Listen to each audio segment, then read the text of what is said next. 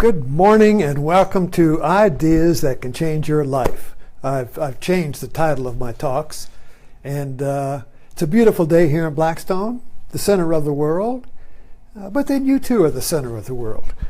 And it's cool, like a little taste of fall this morning. See, I have to wear my little overshirt. You know, being 80, while my mind is in a fountain of youth, the body is a little older and gets chilly easily.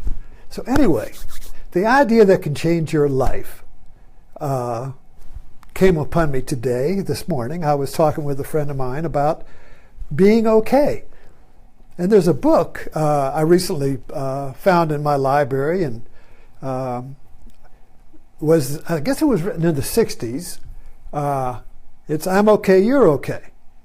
And I read it some time ago, and it was very, it's a great insight in when you read these books that you read maybe 10, 20 years ago, read them again, and they become a measure of your okayness. So I began to think about okay. What an interesting word it is. I'm okay. This is not okay. This could be okay. It was okay yesterday, but it's not okay today. Why isn't this okay? All right, who's the cause of this not being okay? Are you okay? I'm not okay. Well, maybe I am okay, but are you okay? No, you're not okay. This is a very strange word. And I begin to think about is there some big okay blueprint? Is there some perfect okay, some ideal okay that measures our life according to this okay ruler? And the image came to mind. I remember when I went to college, the engineers, because this was back in the day before computers and calculators, the engineers had slide rules hanging from their belt. So you knew who was in the engineering department because they had an okay slide rule. Everything was measured, metaphor, everything was measured by the okay slide rule. How many inches does this okay have? You see? It's kind of like an inch. You know, an inch is what we use to measure form. But you don't see an inch walking around. It's always in some form. So you don't see an okay walking around. It's always in some form. But we measure the form with our little okay wrench according to some ideal. So what is this ideal? Where is that coming from, and what is it? And why is everything measured by the okay slide ruler? And it's kind of like bookends of absolutely not okay and absolutely okay. And life is this measurement of okayness. Nothing ever's ever quite. Nothing ever measures up to the absolute okay. There's always a little something left. That could be a little better. A little bit more, a little bit, or that's too much. That's not okay. Too much. So let's, so then I wrote this up here. This was the basic formula of the book, I'm Okay, You're Okay. And there are 3 categories here. There's 4 categories, but one is different than the other 3. So let's look at the first category is I'm not okay, you're okay. Now remember that you, like you're okay, you is equal to the world. So if I'm talking to a person and say you're not okay, what I'm really saying is that you are a manifestation of the world personally for me. So you are a personification of the whole cosmos. And so when I say you're not okay, the implication is that the cosmos is not okay either. You see? So we have to think in that terms to really get into this. So we think, well, you're not okay, but the rest of the world is okay. No, in my relationship with you, or this situation, or this person, you or it, is the personal personification of the whole cosmos. the Big Bang, the whole thing. Because nothing is separate. You can't take something, you can't abstract this as a thing from the room and from the potter and from the clay and from its use, you see. You can't abstract it and make it into something that is separate from its total context. So everything is part of the total context. But when we relate to it, we separate it as if we are abstracting it from the total context, and we say, it's not okay. So kind of get the idea. We have to work from that point of view. So the first stage is, I'm not okay, but the world's okay. Poor me. And then we may flip. Now these things are flipping all the time. We can be, you're not okay, I'm okay. You can be number one, I'm not okay, you're okay, and then go into the other room and say, okay, I'm okay, but you're not okay. So the next stage is, I'm okay, but you're the problem, you're not okay, or the world is not okay. And then that will flip into, I'm not okay and you're not okay. And this is kind of like despair, depression, you see. Nobody's okay. But there's another category here called I'm okay and you're okay. I'm okay and the world is okay. And this is if you look at these three stages here, not as stages, but states of mind. These are states of mind, states of relationship.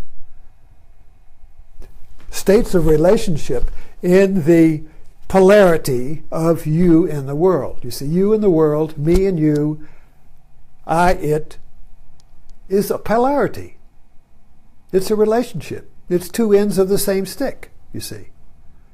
A seesaw, a teeter-totter. So this is like a teeter-totter.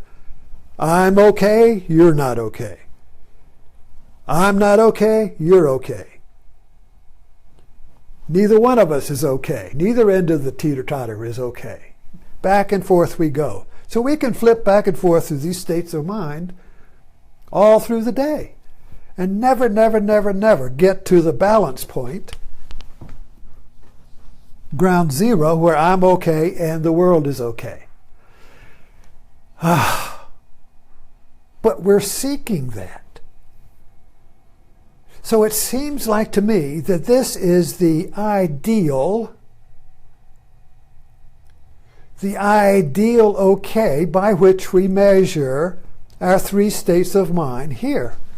1, 2, 3, you see. So this is the fourth state. And where is this? It's in the future. Or in the past. But it's certainly not now, because now is measured by these three rulers. I'm not okay, you're not okay, we're both not okay. So, and you can derive a whole you can bring out your psychology and come up with a psychological category for each of these stages. And you can come up with an emotion, and you can come up with a lifestyle, and you can come up with an attitude that fits either one of these things. So one of these is going to be predominantly who we are.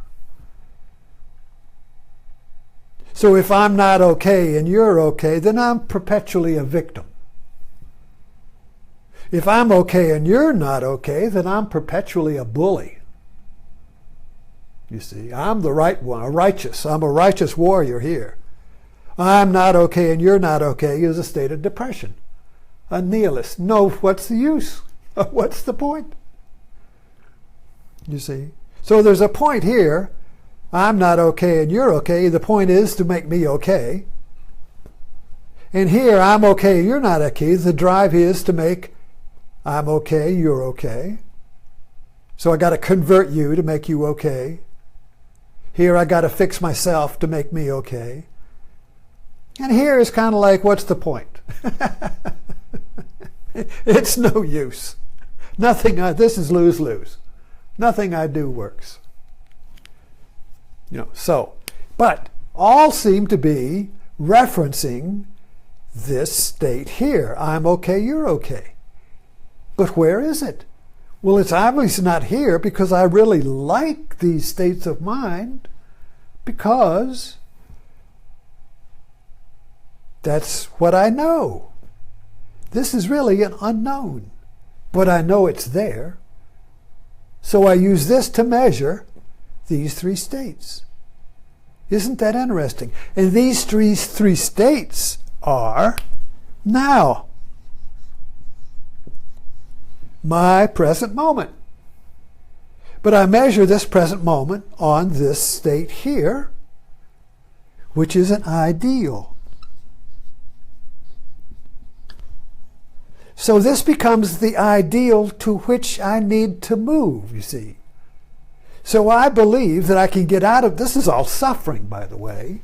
Suffering. Suffer. Buddha said this was the cause of suffering.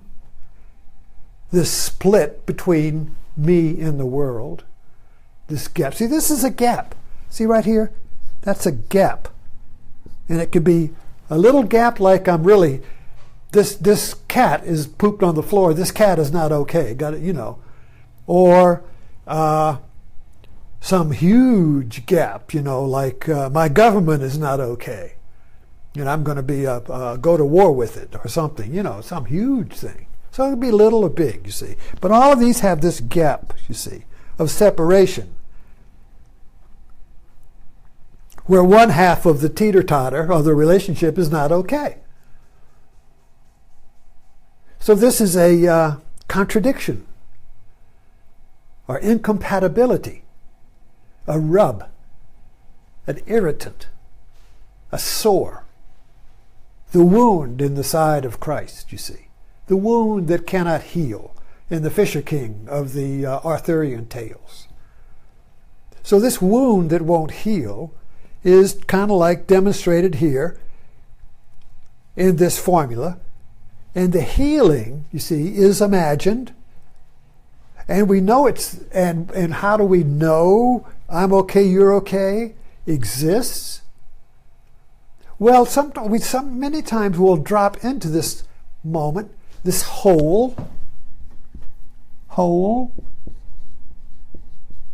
It's a hole, like a hole in one, you know, in golf. You can't really make it happen all the time, but once in a while you drop in there. And when you drop into this hole of now, you suddenly feel I'm okay and the world is okay.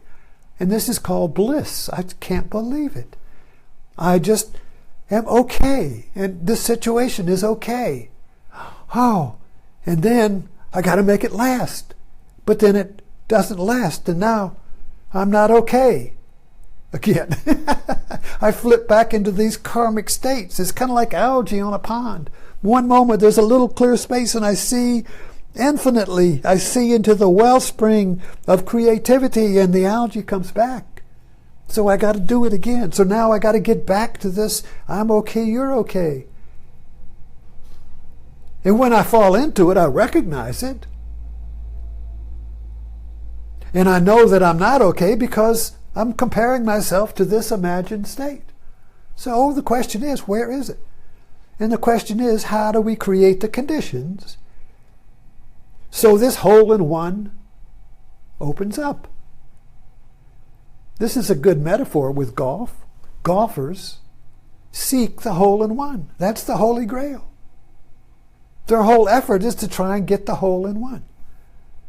What is the hole in one? See, this is the hole in two here. This is two. All of these are two. I'm not okay, you're okay. I'm okay, you're not okay. I'm not okay. This is two. Where is the two that is one, you see? Here is the one that is two. The one that is two is the Holy Grail, or the whole in one, where okay is equal. I'm okay, you're okay means that okay is one, no longer two. So this is the whole in one, the one that is two. Now here's the problem I've found as I tap into this. When I say wellspring of infinite energy, that's the whole in one. A wellspring of infinite energy, and energy is joy. When energy is free, it's creative, and we experience it as joy. And not, well, I'm so joyous, not like that, but just this consistent sense of well-being. And that can be, exciting or less or whatever. It fluctuates, but there is a consistent okayness. There is a consistent background feeling of being okay, even if you get cancer or your house burns down or you get flooded out. Well, I lost all this stuff, but I'm okay. But I lost everything, but I'm okay. And the world is still okay. I mean, I can fix and build things back up, but I'm okay. So we know a lot of people like that. And we're always kind of envious of them. But I'm looking at the fact, what exactly is this whole in one here? That is one, yet it's still two. So this is the reason why we can't fall into the whole in one, where I'm okay and you're okay, is because we're chasing it in time. It's tomorrow. It's when I make a lot of money. It's when I get a better relationship. It's when I get a new house. I'll be okay. Then, when conditions are right, I'll be okay. When I win the lottery, I'll be okay. So the lottery is kind of like an imagined hole in one, where I'm okay and you're okay. And we gamble because we know it's possible. If one person ever wins the lottery, you know it's possible. So we gamble on it and we hope for it. There's nothing wrong with that. It's fun. But the understanding of it is that we can see that as a metaphor for our chasing the imaginary unicorn. This imaginary, elusive hole in one where I'm okay and the world is okay. Because we can't create this. We can't make it happen, although we try.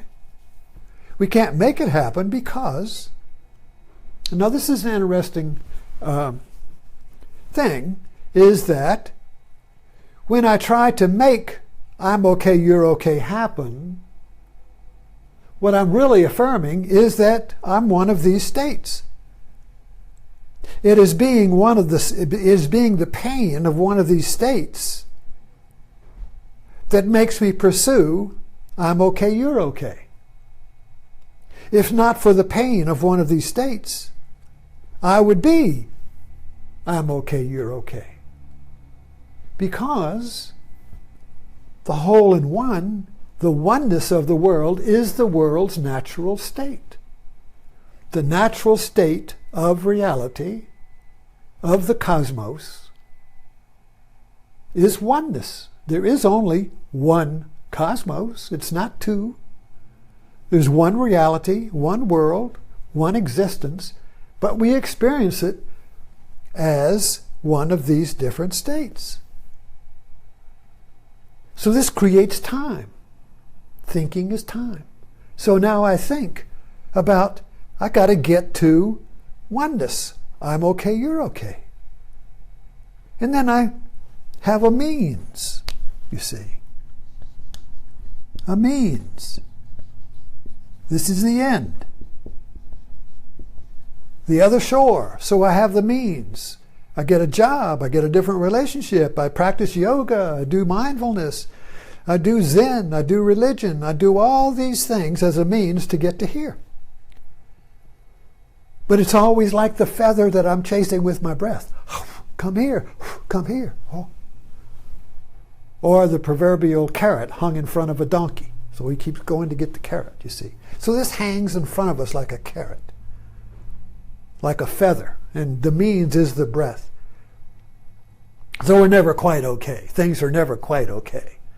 Sometimes they get pretty good, but never quite okay. But then then the fear comes that I'm going to lose the okay. And that's not okay. So this, to jump from this to this, is a creative idea. Ideas to change your life. The creative idea, if any of you have ever had most of us have creative ideas in small or big ways. This talk is a creative idea. So the iPad that I'm photographing this with is a creative idea. Facebook is a creative idea. This is a creative idea. Everything begins with an idea. And then it's logically worked out in form, and then it takes on reality as a function. When it loses its function, it loses its energy. So if I get if I get a digital board that I can write with my finger, which I'm sure there is, you see them on TV, you just write with your finger, then this would lose its, I'll get rid of that and it would go to the landfill. It would lose its energy, you see. But there was a creative idea. So what I'm talking about here is a creative idea. Now, we don't get to a creative idea until we relax the effort to get to it. All invention, all discovery, all artists know this, and we know it too. I forget the name of that movie. Oh, well, what's the name of that movie? Oh, crap. Well, let me get some coffee. Oh, it was Inception. As soon as I relax the effort to get to I'm okay, you're okay, which basically is, if I'm just using that simple analogy, what's the name of that movie? If I get the name of that movie, I'm okay and you're okay. If I get the name of that movie, I'm okay. The tension between I don't remember the movie, but I want to remember the movie is gone. Now I'm okay. See what I mean? A very little thing, but the whole system is right there. I can't remember the movie. I'm not okay. You see? There's a tension here. There's a rub. I want to get to being okay. What is it? What is it? The more I struggle? Oh, no. I can't remember. And the greater the pain. Then I say, forget it. Just bypass it. And immediately, inception. We see this all the time. But it's a blueprint for a larger understanding. So we get to the creative idea when we relax the effort to be okay. And we can't relax our effort to be okay because we don't believe we're okay. We fundamentally don't believe that I'm okay. So in order then, that once we have that belief, and that belief, talk about the movie Inception, that belief is buried down into the subconscious, down there in a lockbox, and I don't know where we got it from, our parents, our society, our Western civilization, our religion, I don't know. But that belief down there that I'm not okay is in our lockbox in our subconscious, and we don't even know we put it in there. And we don't know how to get it, you see. So that is a creative idea that's creating this whole paradigm of I'm not okay and the world's not okay. It's that idea that I'm not okay, buried down there. Eckhart Tolle calls it our pain body. A buried pain that drives me to be okay. Somehow, some way, I'll rise up again, I'll be okay. Somehow. And then when the world crashes, as it will, and I'm not okay, and the world's not okay, and I blame the world and I blame myself, you see. I'm down here, I'm not okay, the world is not okay, you see. So we just fall back down, and then gradually the yearning to be okay returns, and we rise up again like the phoenix bird, vowing to beat the odds and win the lottery and get the hole in one, you see. Never realizing that the idea that I'm not okay is still buried down there. I never went down there. So the journey here, the creative idea that I'm okay and the world is okay fundamentally is a stronger idea, then I'm not okay. Because the idea that I'm okay and the world is okay is the reality of the world. The world is okay and you are okay. The world is just as it is. The cosmos cannot be different than it is. And to think that the cosmos can be different than it is like a friend of mine who watches the movie and criticizes the movie for being the way the movie is. Well, that character shouldn't have done that. That character should have done this. I wouldn't have done that. Well, that's insane. The movie is the movie. You see, the world is the world. It can't be different than it is. You can work in it. It doesn't mean, oh, don't do anything. No, it means you are, when you accept the world as it is, that shifts you into a creative relationship with the world. Now you are creating okayness. But you can't create okayness unless you realize that the world is okay. If we could just see that, that would be the idea that changes everything. Because then this creative idea would trump the idea buried in the unconscious that I'm not okay and the world isn't okay. That something's wrong with either me or the world, or both of us, you see. So it's that buried idea that drives this and creates time and creates karma and creates fate. And luck, too. Once in a while, we'll be lucky and get a hole and run. So, I'm okay, you're okay, is potentially available in any one of these three states. That's the difference between this. I'm okay, you're okay is not in time. I'm okay, you're okay is now, always, already, right now. So that means when you activate this idea, I'm okay, you're okay, blooms in the state of any of these three states. Bam! Everything changes immediately and spontaneously when this idea is activated. It's like getting a new credit card. You got all this power, but it doesn't work until you call it in and activate it. So this idea that we're talking about here is potentially within each of us, because we all, our wellspring of joy and creativity is potential. Potential is our true nature and is the true nature of reality, which is what quantum physics said. Everything is possibility. But if I believe in the idea planted in me that I'm not okay and the world is okay, then that idea creates these three worlds that exist so that I'm in misery and chasing the very idea that I already have. And that's madness. So anyway, thank you for dropping in. This was a good talk. I enjoyed it.